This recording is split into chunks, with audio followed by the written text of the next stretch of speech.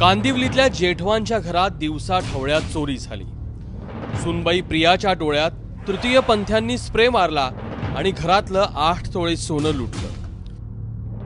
पोलिसांचा तपास सुरू झाला आणि एक एक बनाव उघड होत गेले।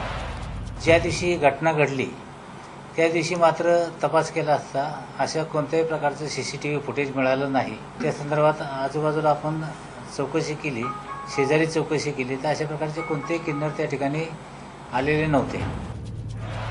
पोलिसांनी सुनबाईंनाच घेरलं आणि त्यांची वैद्यकीय चाचणीही केली। किंबहुना डॉक्टरांनी ज्यावेळी हॉस्पिटलमध्ये त्या डोळ्यामध्ये टॉर्चचा लाईट हे केला त्यावेळी सुद्धा ते डोळे ब्लिंक करत होते। अनकॉन्शियस असते तर ते ब्लिंक करण्याचा काही प्रश्नच येत नव्हता।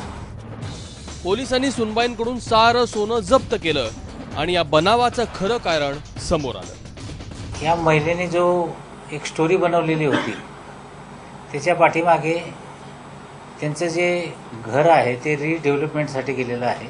सध्या ते भाड्याने राहत आहेत।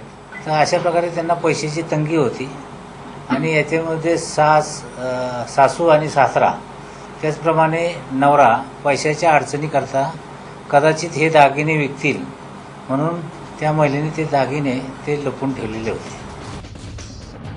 आपल्या मुलांच्या भवितव्यासाठी एखाद्या आईनं आपलं स्त्रीधन वाचवणं त्यात गैर नाही, पण त्यासाठी अशी बनवाबनवी केली तर ती अंगलट येते। प्रमोद यादव, ABP माझा, मुंबई।